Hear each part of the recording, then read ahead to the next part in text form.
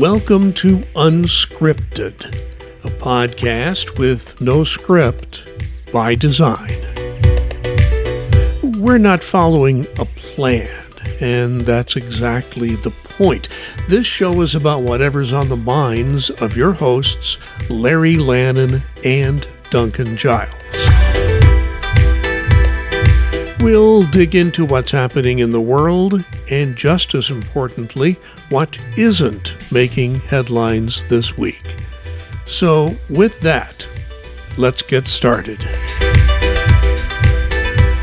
The conversation could go anywhere because we go wherever the microphones take us. Here's Larry Lannan and Duncan Giles. Episode number 3 is here. This is Lannan and Giles Unscripted. I'm Lannan, he's Giles. I'm Larry Lannan. Duncan Giles, welcome back to the podcast. Thanks, Larry. It's always good to be here. And for the first time, we have a guest on our podcast. And Duncan, I'm going to let you introduce our guest. Yeah, our guest today is someone I've known for a while. Very, very good person, and always someone who wants to do the right thing. Traci DeMartini, former human capital officer of a few different agencies, but the latest one was for the IRS. Welcome, Traci, to the podcast. Oh, thank you. I'm so excited to be here, Duncan. And thank you, Larry, for allowing me to join the podcast. We're going to have a lot of fun today. Well, I have to say, you show a lot of bravery by joining Duncan. You never know what's going to happen when the two of us get together. That's what we call it unscripted. That's part of the fun. I live on the edge. There you go. The edges we honestly are. But and the only reason we're still doing the podcast is nobody's really found us yet. Okay. We're going to start off with our news stories that may not have made the headlines. And Duncan, you get started. Yeah, my one is talking about housing starts. And to me, this is an underlying thing for the overall economy.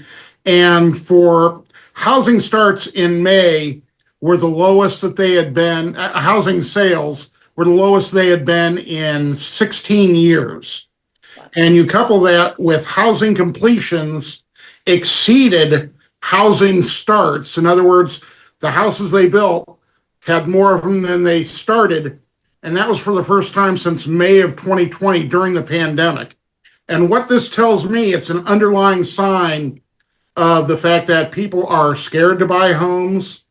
They're scared to get out of the home they're in to try and find something else because of uncertainty in the economy, their jobs, things of that nature. So to me, it's a little bit of a concern to see numbers like this. Again, it's a 1-month snapshot, so it's not a whole thing that you can take and put it in the bank, so to speak, but it's a definite indicator, especially if it runs a couple more months, that the economy has some issues. You know, Duncan, we've had a lot of debates. I live in Fishers, Indiana, suburb of Indianapolis. I write a local news blog after I retired. I started, and I've done that for 13 years now, but I've seen a debate about housing. And what I found interesting is that one of our local housing experts spoke at a recent gathering about that and said, we need different housing at different points in our life. Like when we're young, we generally rent an apartment, then we buy a home if we can do that, a condo or a house. And then as we get age, we may downsize or need different kinds of housing. So I think that it's not just a lack of housing or having enough housing for people, but to have the right kind of housing. So I think that's going to be a debate, and housing is going to continue to be a big deal. And, we are seeing a big change in the housing market with people. I mean, where I live, you put the house on the market, it's sold in hours, and that's not quite the case now. So, Traci, how are you finding that in the Northeast, specifically in Philly, where you've gone back to? So it's really interesting. So I don't know if, Duncan, you may not know this, but a couple of years ago, I lost my home to a fire in 2022. And it was just rebuilt. And I was super excited because, I lived in a condo, brand new condo, right? The original building was from 1967. So they had to demolish the building and start from the ground up. And I was so excited thinking, because I'm selling it, because I moved back to Philly, because that was in Maryland, the condo is in Maryland. I was like, this is great. I'll have a little seed money to buy my next home. And I was so shocked when the realtor's like, the market's horrible. And similar to what you were saying, Larry, it's like usually in the DMV area, houses go before sometimes they even hit the market because it's such competition. So I've been really shocked to see that. And I think you're absolutely right. People are feeling very uncertain. And there's kind of an echo chamber about what's going to happen. Will the job market soften? Interest rates, of course, still have not come down. So I think it's a fascinating thing to keep an eye on. And I also really appreciate, Larry, what you were saying. There needs to be more of a diversified housing market. Gone are the days where everyone wants a McMansion. You need to build reasonable sized homes for people to be able to be able to do their upkeep and still have money left over, to live their life, because it's not, an all or nothing proposition. Let me move. That's a good discussion from all of you on that. I'm going to ask you, Traci, I'm going to move to rental cars. Have you ever had to rent a car under the government reimbursement program? Lots of times. Yep. I don't know about you, but it was never an easy. It was never easy if you had to do it yourself. Now, if you're lucky enough to have a secretary do it for you, you're fine. But I never had that luxury. I had a secretary, but she never had to do that for me when I was a manager. But the thing I'm going to bring up now has to do with rental cars. Hertz is one of the biggest names in rental cars. And back in April, they made an announcement. They're going to partner with an artificial intelligence startup company and install 100 AI-powered damage scanning systems at all its U.S. airport locations. So that's a big part of their business, obviously. Now, the customers were skeptical. They called it an MRI for cars. You can come up with lots of other descriptions for that. So what could possibly go wrong, right? Well, let me tell you what some of the customers are having to say. There's an auto newsletter called The Drive, and there's been Reddit posts about this. Here's one from The Drive. There was a customer that told this newsletter they were charged $440 for a 1-inch scuff on the wheel. 1-inch scuff on the wheel. They broke down that charge, $250 for the damages, $125 for processing, and a $65 administrative fee, all for a scuff on the wheel. Now, there was a Reddit post that said there was one situation where somebody turned the car in, had a very barely visible ding, charge $195. And most people in the business are saying that these are little small things that if you had a human being look at it, they wouldn't even bother to mention it. So now we have this AI system going over your rental car. So Duncan, I know you've rented cars for the government, probably rented them on your own. This is kind of a scary situation. I've always kind of cringed every time I turn my rental car in. Yeah, it's very scary. And it's almost like, okay, is the purpose of this to actually see these types of dings? Obviously, it's a money enhancer for the rental companies, but is that to drive you to buy their insurance so you're covered in case it does come up with some of these dings? It just seems like, again, AI being a wonderful tool, but you want to make sure that there is human backup and interaction. Like you said, to see this, is this really something that we'd want to charge for? And if you're looking for cars to be purchased or returned in perfect condition, then you're going to have a steep drop off, I would imagine, in rental cars, unless it's the beat up ones that are wreck type thing.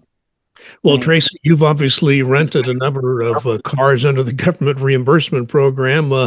I would fear having to turn a Hertz car in under a government program and have to justify some kind of a charge like that. Yeah, I can't even imagine how they would. It sounds like an MRI for the car, but a colonoscopy for the renter. I mean, I just don't see how you can justify that. To the point you made, Larry, is a good one. There's going to be some normal wear and tear. I was laughing to myself when you talked about the scuff on the tires. I live in a city. I do a lot of parallel parking. My tires kiss the curb a lot. It's just called normal wear and tear. So I'll be curious to see how this plays out. And I think, Duncan, you're right. Maybe we should go in together and invest in a Rent-A-Wreck franchise. And do some business that way. I'm all for that. Count me in as an investor on that one. Excellent. By the way, Tracy, I spent 2 weeks in Philadelphia on a government assignment, and a lot of people make fun of Philadelphia. I loved my time in Philadelphia. I had a great time there, so I think it's a great city. Oh, thank you. Yeah, I'm thrilled to be home. Very excited. Well, our main story tonight or today, whatever you're watching or listening, is going to be a conversation with Traci DeMartini. I'm going to let Duncan start that conversation. Yeah, Traci. First off, again, I commend you for the job that you did. Our interaction was as HCO at the IRS. You were always willing to listen, willing to talk to all sorts of people and all sorts of point of view. We may not always agree, but we both respected and understood where each other came from. Unfortunately, you're no longer in that position. And I think it would be interesting for our folks watching and listening to figure out what exactly happened, while you were trying to do your job right. How did you end up losing that job? Yeah, it's, with distance comes perspective. So I'm really happy to be here now in June to talk about the chain of events that started in March, actually. I was doged, as I tell everyone. It was March 3rd, 2025, where I was not just let go from my position, I was walked out of the building as if I was some criminal. And that was fascinating to me. And in hindsight, I actually wear it as a badge of honor. I think it is, they knew right off the get-go, there were some people that were not going to just be pushed around and we're going to strive to do the right thing. So I'm grateful. I'm grateful that they recognize that in me. And I will say, though, there's not a day that goes by that I don't wake up and I am constantly thinking about the federal employees at the IRS and actually all federal employees, and that I'm not sad that I'm not in the middle of the fight, because the one thing I'm hoping our discussion can illuminate for people is this isn't about one individual or one agency. We are at a crisis inflection point for not just the civil service, but the American government's infrastructure. And I don't know if you all had the chance to read an article that came out this week from the IRS's very own tax advocate, but Aaron Collins, who's a former colleague I respect very much, has already put the warning signs out for the 2026 tax season. And I don't care whether people like the IRS, fear the IRS, don't know what the IRS does, or the same thing for federal employees. The fact of the matter is, you need a nonpartisan civil service to be well functioning to serve all Americans. And the IRS is the agency that collects the revenue that funds everything that keeps us as a civil society. So I know I'm going to be doing a lot of praying over the next year. I am going to see how I can help from the outside, because so many good people lost their jobs in the last few months, whether they be probationaries, whether they be longtime executives that were put on admin leave, people that took the deferred resignation program way before they wanted to, right? We are at a crisis inflection. And I think one of the things I'd also love to get your perspective on, Larry and Duncan, is what are you hearing in states like Indiana, a little bit further removed from DC? What are elected officials going to do about it? I'm waiting for someone to stand up and do their job in Congress. Well, that's a really good question, Traci. I think if you look at our two senators in Indiana, one of them is with all the changes that are being made, which are not necessarily good. And we have another, both are Republicans. The other, I think, is taking a closer look at it. Todd Young, I think, is trying to look at this objectively. He's a fairly conservative guy, but I think he also cares about government. He was a Marine. He was in the military and values that military service. And of course, the civil service has plenty of veterans. We have veterans preferences Yes. for hiring. We worked with a lot of terrific veterans. But yeah, I want to ask you this, because my view on this, and I look at our IRS as an example. Yes, we have to do a lot of the heavy-handed work. It's part of the job. If the IRS didn't do it, we would not have a viable economy. But I also, my last 5, 6 years working for IRS, I was managing taxpayer assistance centers where people walk in for help and saw Yeah, firsthand just the demand. We saw Duncan and I absolutely. both worked in toll free, where we saw the demand for service there, the demand for service, people walking in for help. It took a long time to build up a toll-free system. It took a long time to build up a taxpayer assistance center system and the other infrastructure areas of a federal agency to help the public when they ask for help. Yet, what always concerns me, and I want to hear your view on this, it's very easy to tear, you can overnight tear something down, Yes. but it would take years for it to be built back up again. I want to hear your thoughts about how you think the public is really going to react once they see, for instance, the mayhem that may come in the next tax filing season. That is such a great question. And the way I look at it, because I am such a human capital nerd, that was my passion, working with the employees, seeing how we could make the experience for employees better, because I truly believe when employees trust their employer and they know they're going to be respected, they're then in turn going to deliver even better for returns to the American public who deserve that, right? So my fear is there's so much destruction has happened the last 6 months. We have not yet seen what that means for services. And I'll use FY 2025 filing season as an example. I was talking to one of my colleagues that's still on the inside, and he said, it's a shame almost that IRS employees care so much about their jobs because 2025 went off pretty much without a hitch, even though there was so much turmoil. There were some things that were missing, such as the events you discussed at Larry. A lot of the tax service centers were not open on Saturdays, which was always a big draw. And as an executive, I had the privilege of going to those centers last year in 2024. It was one of the highlights of my career because you're right. People want that human interaction. And sometimes it's so much easier and quicker to resolve something when two people are in a room together hashing it out instead of the constant back and forth over email or a phone call. That went away. But I think more importantly, we're going to see the real degradation of services in 2026, because right now is when we would have been laying the groundwork to hire and train people for 2026 filing season. That is not happening. There is a misnomer, and it's funny that you kicked off with a story about AI, that AI is going to be able to replace federal employees. And what this administration considers low value, low return work, they're going to learn the hard way that you actually need human beings to interact with the taxpayers that are expecting a certain level of service and responses to their questions. And I also think it's important to remember, because I don't want people to think, oh, it's just another, person from the East Coast that thinks it's just because of the Trump administration. As a longtime federal employee, 22 years in, I actually have very little respect for both Democrats and Republicans. They're the root of the problem. What we need is real bipartisan support for a nonpartisan civil service. And for far too long, we've allowed people to act like all the problems in America are because of civil servants, when they're really because of politicians that don't have the balls to stand up and do what's right. And that means representing the people that voted for them and looking at the totality of the country and not just the district they're in. So I'm happy to hear that you have a senator in Senator Young that's got experience in public service.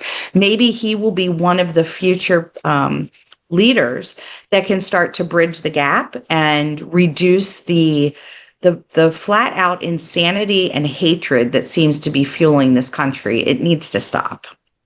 Duncan, let's bring you back into this. Yeah, Traci, I wanted to ask you, and I think this is part of a bigger issue too, and plays into this. Why do you think that Doge and the acting commissioner feared you and other executives that are trying to do the right thing? Why do you think that this is such a big thing across all agencies, but your example in particular? Well, I think there was some leftover animosity from this particular administration that they felt they could not trust career civil servants. Again, there could have been ways to do reductions in force or to slow down hiring or perhaps realign people into different jobs where they were needed as we sunset some programs. They never bothered to ask. And I think part of the reason why myself and others were shoved out the door is because we were saying to them, this doesn't make sense. So one example I will give you is when they wanted to terminate probationary employees. Well, we worked so hard to restaff the IRS that it was foolhardy to just release all those people without understanding what skills and talent we were letting walk out the door, and also not understanding the signal that sent to those left behind. Another issue is, as a longtime federal HR expert, we do understand the importance of the merit systems and always went out of our way to make sure they were protected and to avoid prohibited personnel practices. And a lot of that, say, around veterans, I was saying, why would we be firing veterans? They actually have preference. We should protect them. No one wanted to hear any back and forth. In fact, when I was let go by the acting commissioner, she gave me 3 reasons on why I was no longer fit for service in her eyes. Number one, she felt that I did not handle the termination of the probationary employees well. Well, I think why they were angry is because the initial list had 17,000 probationers, but all of this credit goes to my staff. My staff, who understands the nuances and expertise of an employee's appeal rights and making sure we don't let go someone that has USERRA rights, right, that they're serving overseas. They spent, I don't even know how many hours, but within 2 weeks working round the clock, they got that list down from 17,000 people to 6,700. So I think there was a lot of anger from Treasury and OPM that we could not say we fired 17,000 people. To me, it was already a sin that we were terminating 6,700 people on false pretenses because it had nothing to do with their performance. It had everything to do with trying to shrink the government. The second thing I was told was I did not handle the deferred resignation program correctly. And again, I think there was a lot of anger around it because they were expecting more and more people to sign up. This was for round 1, and they did not understand that they announced this program without any input from the career civil servants who would have been able to help them allay concerns. A lot of people, I think still to this day, don't believe that there won't be repercussions against the people that took that option.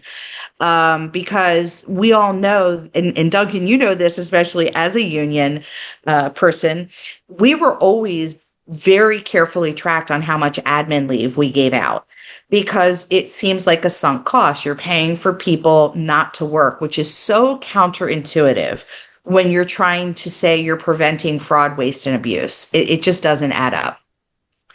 Now, the third thing, I'm not going to argue. I was told I was insubordinate to Doge, but you know what? I wasn't going to make people come in and work over the weekend when we had a process in place to give people IT access. In the IRS, you must have a tax check done to make sure you're compliant in your taxes. There was also a restraining order in place to limit the amount of data and system access people could have. And I wanted to consult with our general counsel's office. I think that, if that's the best they could do, then that's fine for them. But I can sleep well at night. And hopefully I left with my reputation and integrity intact. I still do keep in touch with a lot of folks across many government agencies where I led, because I feel a sense of duty as a leader to make sure they have a safe space to ask questions. There's a complete vacuum of information right now, not just at the IRS, but all over. And I think that is just absolutely criminal. I also fear for the people that are still there in leadership positions. I would go out on a limb and say most of them are probably not the best and brightest. They are not there to protect their employees. They are there out of self-preservation, because while I do understand my role as a civil servant was to support the administration, and I did that with everyone I served, including the first Trump presidency, where I worked for some very amazing political appointees that I would have no problem working for again. This time around, it's different. It's about making employees suffer. It's about destroying the infrastructure of the government. It's about, it's nothing that makes sense. It's something that's fueled purely by partisan politics, hatred, and a complete lack of understanding of why we have a civil service. Traci, I want to bring up a story I've told before in some of the podcasts Duncan and I have done in the past. And it was the story of in the late 1960s when I was trying to get my driver's license as a 16-year-old kid. Indiana had a political system of hiring people in the Bureau of Motor Vehicles. Every time the governor's office changed, everybody got fired. Everybody that came in was new. You couldn't find the branches because all the people that owned leases, they had that all canceled, and the new political party had their friends. And it could happen with either party. I mean, it happened to be from Democrats to Republicans at that time. Could have been the other way around. That's the way the system worked in Indiana. And I can proud to say that today, many years ago, our state went to a civil service system for Bureau of Motor Vehicles, and anybody who's been under both systems will tell you it's a much better system today, very well run. I will give our former governor, Mitch Daniels, credit, having somebody who has managed offices where people come in for help. He did a great job of modernizing and making and professionalizing that. Yes. So my question to you with that as a background, Traci, is there seems to be a move by people in this administration to have more and more at-will employees who can be fired anytime there's a change in the presidency. Right. I mean, IRS for years had what? Two political appointees, the commissioner and the chief counsel. I mean, that's right. all it was for many years. And the new administration wants to change that at IRS and most other agencies. Explain the dangers in going to some system like that. There are lots.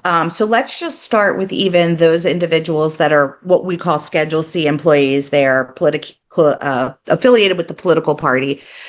It's about assessing their qualifications and are they even fit for the jobs that they're being put into. And I want to foot stomp this because it's really important for your listeners to understand. This is not just about what's happening now. It happens with both Democrats and Republicans. This is a problem that I'm hoping we can address as a country because it needs to stop.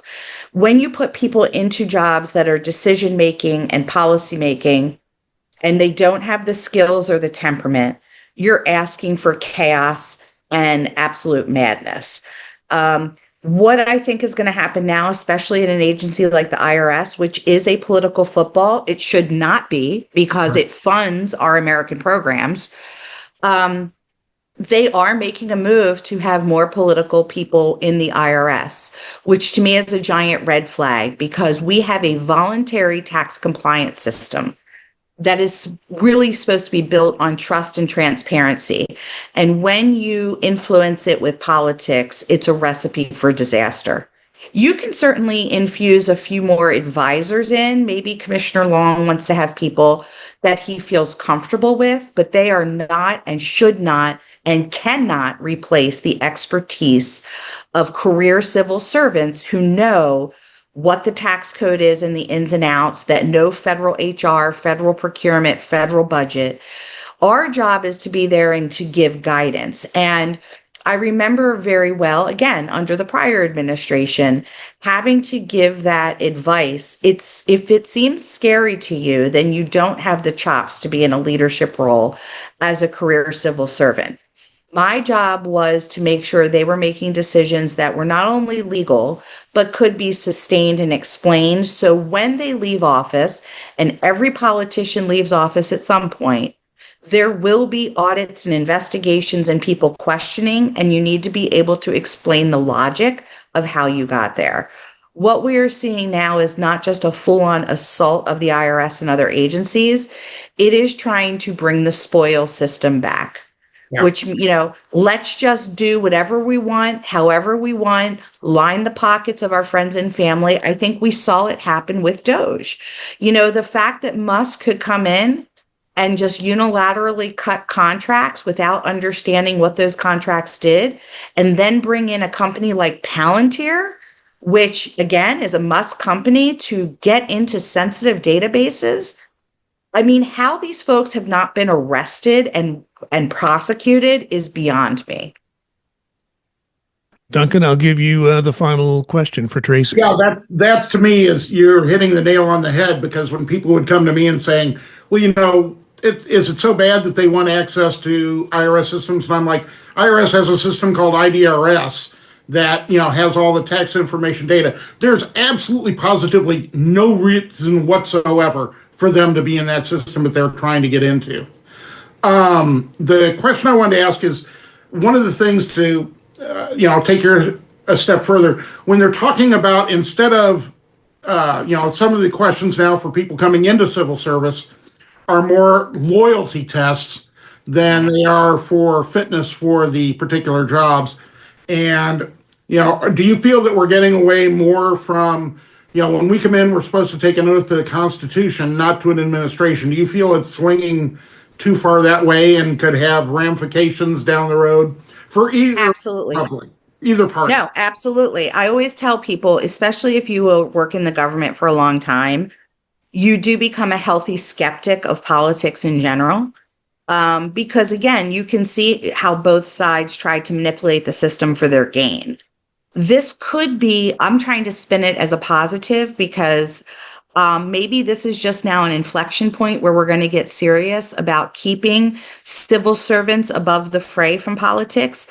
If you remember back in 2013, when we had sequestration under President Obama, to me, that's when it became very popular for both sides of the aisle, because both sides do it, to criticize federal employees. We went 10 years without raises. We saw increasing hikes to our benefits. We saw under President Obama the tiered retirement system. Instead of FERS, you now have FERS FRAE and FERS RAE.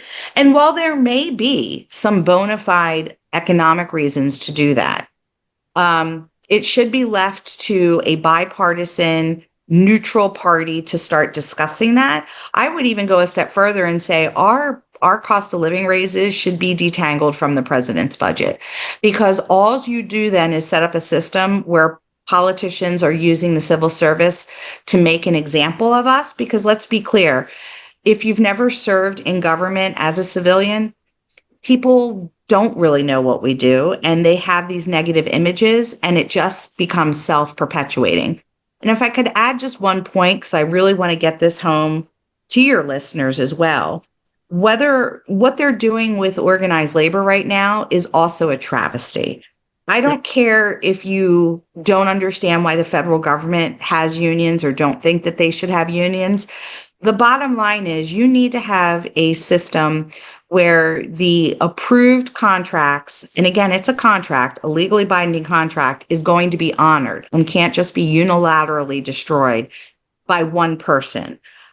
You have to understand these are human beings, and if they have voted to have collective bargaining rights and agreements, they should be honored, because we should be setting the tone for how other employees are treated.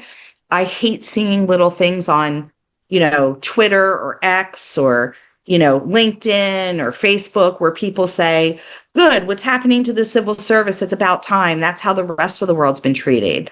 That's terrible. No one should be cheering for anyone losing their job or losing their workplace protections.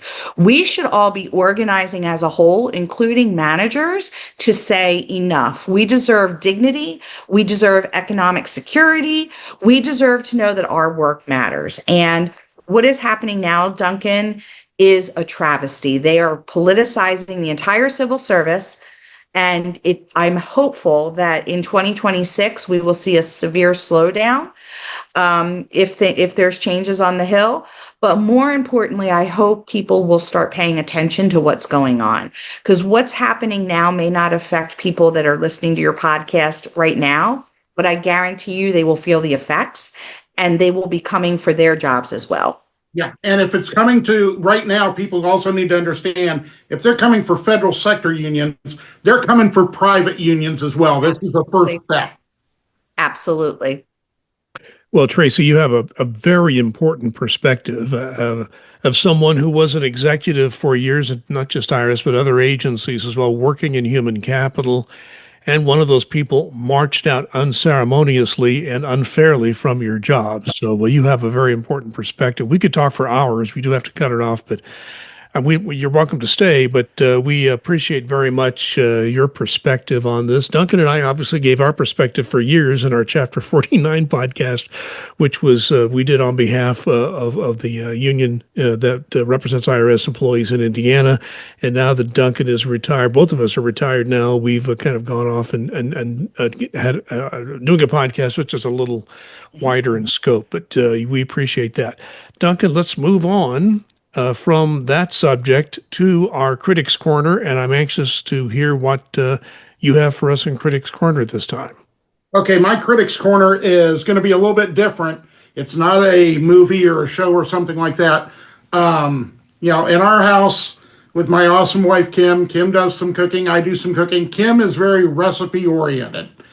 She likes to do recipes, particular ways, things of that nature. I'm more the mad scientist type of thing. I'll take a look at a recipe and say, oh, that's good, but let's do this, let's do that, let's change this around. And for years, I've done my own fettuccine Alfredo sauce. Made it, myself. And, as Kim says, she can't order fettuccine Alfredo out because mine is so good the way I make it. But one of the things that I've struggled with over the years is the fettuccine Alfredo recipe is only as good as the noodle. And if you don't find a good noodle, you're sunk. And we finally found a product called Rana, R-A-N-A, fettuccine noodles, Giovanni Rana. They're a worldwide company, but they make a refrigerated fettuccine noodle and other types of noodles as well that I highly, highly, highly recommend. If you can't go to a farmer's market and get fresh, which is always the preference, this Rana fettuccine or their other noodles, very high quality, very good tasting, as well as it's fresh. It tastes fresh, and it will be so much different than a dry noodle that a store brand or something of that nature or other brands that have, I won't name other brands, but it'll be so much better than that you'll be very surprised. So that's my Critics. Big thumbs up for that. Well, Duncan, I only have one question. Has their Alfredo sauce passed inspection by the local health department? I would welcome that inspection. That doesn't scare me a bit. Okay. I'm very comforted to hear that for your wife's sake. Okay, that's the most important reason I asked that question. I had the chance in my review to see the new F1 movie, F1 the movie. Just came out. We're recording this on the 27th day of June, and I got a chance to see one of those early showings they have on Thursday before the official Friday opening. And having grown up in the city of Indianapolis, I'm a lifelong racing fan. The month of May in Indianapolis is nothing but racing. We have the biggest race in the world in Indianapolis, and 24 Hours of Le Mans is probably just about as big. They're both the biggest one, but F1 is absolutely the biggest racing series in the world. No question about that. And I've always loved racing movies. I loved the movie that Steve McQueen did about Le Mans. Now, there's an interesting story behind that because when they went to Le Mans to film this, they had no script. And they had no script because they didn't know what was going to happen. They wanted McQueen to actually drive a car in the race. He's a certified race driver, was qualified to drive the car. And they were all ready to put cameras around the car, outside the car. And then once they figured out how he did or didn't do, then they would write the script around that. Well, there was a problem because the insurance company that was insuring the film would not allow McQueen to drive the car and still insure the film. So they had to scramble and find a script and then do some shooting. Le Mans cooperated, let them shoot some scenes after the race on the racetrack. But I liked that, even though it wasn't much of a story. It was a great racing. I mean, they captured the race as well as any film I've ever seen. Another one is Grand Prix, about Formula One racing in the 1960s. James Garner was one of the stars of that. A terrific film about Formula One at that time. One of my favorite films that doesn't get much credit amongst critics is a film called Winning which was starring Paul Newman and Joanne Woodward, which I thought was a terrific film, but it doesn't get much love from people anywhere. But it's kind of an art house film. Maybe that's why, but I liked it. Maybe it's because I like art house films anyway. But of course, then there was Ford versus Ferrari about Le Mans. I just loved that film, and who couldn't love that film? So the latest one I just saw, quite creating a stir around the world, is F1. It stars Brad Pitt as Sonny Hayes. Sonny Hayes was, as a young man, was an up and coming star. He was going to, win several world championships, but then all of a sudden he's gone, and you don't know at the beginning of the film why. It gets revealed later on as to why he was no longer in Formula One and hadn't been for like 30 years. But he loved racing and just banged around the United States getting races wherever he could find them. The film starts at the 24 Hours of Daytona, a race I've always loved. In fact, I got a chance to see it in person a few years ago and really loved it. But I watched it on TV for years, but it starts out there where Sonny and his team, they win the 24 Hours of Daytona, and he's just doing his laundry at a laundromat when one of his old buddies from Formula One racing shows up. He now owns a Formula One team. The problem is they're in the very back of the Formula One heap. If they don't win a race in 3 years, his board of directors is going to sell the team, and he doesn't want to sell the team. He's desperate to win a race, so he wants to bring Sonny back in to drive the car after having been away for 30 years and to teach, be a tutor or teach this young guy he's just hired, talented but brash and kind of inexperienced driver, try to bring him along a little bit in the racing Formula One. So finally, Sonny reluctantly decides to go back to Formula One, and he and this new driver clash. That's where most of the conflict happens. There's a little more that you see Formula One drivers of today that are in the film. They're really not part of the conflict that much. It's mostly these two drivers and what's going on internally with this Formula One team and the finances and all that. So the storyline in this film is a bit thin. It's Brad Pitt's film, and he does a terrific job, perfectly cast for this role. And he shines as you would expect him to shine. But what really makes this film compelling, in my view, are the racing scenes. Oh my goodness, they are done terrifically. They try to put you in that cockpit and what it feels like to be in a Formula One car and drive it. The man who directed this film was Joseph Kosinski, who also directed Top Gun Maverick. So he knows how to be realistic, whether it's an airplane or a racing car. He delivers very well here. That's the strength of this. There is a story. It's not bad. It's not the most compelling reason to see this film. The most compelling reason to see it is because of how it does the racing scenes. There's a minor subplot love story, but it's not at the center of the story at all. It's all about auto racing in the world of Formula One. So I give Formula One, or F1, the movie, a grade of A minus. I think you should go see it. You're going to really enjoy your time at the movie theater. And I understand Traci has a review to give us. What do you have? I do. So are you guys having the same heat wave in Indiana that we're having? Yeah. So I chose to move. My picture in the background is actually my backyard, it looks like. Is it now? That's it. It's just a desert. So I spent the last 2 weeks moving from Maryland back home to Philadelphia. And, you drink a lot when drink a lot of water, but sometimes you just want a soda or pop to keep, give you a little sugar boost. Well, I'm a woman of a certain age. I don't like to drink a lot of soda anymore because you just too much sugar. But I found this it's called Poppy. It's like a natural soda. It has really low sugar. And it's wonderful for those of you that really like a nice cold pop on a blistering hot summer day. Treat yourself to that. It's nice. It's refreshing. It's very expensive. So I can guarantee I will only be having one a month or two a month. It's like, it broke my heart to pay like almost $2 for a can of soda, but it's the healthy version. And it was so good. My 22-year-old daughter actually liked it. In fact, I had to steal back the cans she tried to take home. I was like, you're young enough and your metabolism is still good enough. You can drink regular Dr. Pepper. Leave mom, her old lady soda. But it was really good. And it was a reminder that during this heat wave and during these crazy times, it's okay to treat yourself. It would probably go really well with a plate of Duncan's fettuccine Alfredo. Well, you have much more self-control than I have. I drink way too much pop for my age, so not good for me. My doctor would say cut back on it. We always end this podcast with a top 5 list. And Duncan and I have had one so far. It's my turn to do this. So I was trying to get a little bit creative. So I decided to put together the top 5 rejected slogans for a mythical 2025 presidential campaign.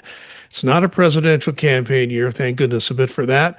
But if there were a presidential race this year, what would be the top 5 rejected slogans for the campaign? So here's number 5. No more balloons. Seriously, we're out of balloons. Number 4, because AI can't run yet. But wait. Just wait. I wonder how AI would do if it was on the ballot, by the way. Slogan number 3, vote for me, the lesser of several evils. Okay, tried on that one. Number 2, we promise this time it'll only be mostly chaos. And the number 1 rejected slogan for a mythical 2025 presidential campaign, Make America, I blew that one, Make America Debate Again, but with the mute button. Traci DeMartini, thank you so much for joining us. It's been a joy to have you with us. You really added a lot to the podcast, and we wish you well as you move on from your federal career, and I'm sure you are doing quite well back in the city where you wish to live, left the D.C. area, back in Philly, which I still think is a great city. Come visit me next time you're in town, Larry. Well, I would love to do that. Yes, I absolutely. Duncan Giles, thanks again. Always a pleasure to talk with you. This is Lannan and Giles Unscripted. I'm Lannan, he's Giles, and DeMartini also joined us at this time. So we thank you very much for watching and listening. We have one ask for you as the audience. Like and subscribe to this podcast. We appreciate it. Duncan and Larry will be back soon with another episode. In the meantime, this is Unscripted.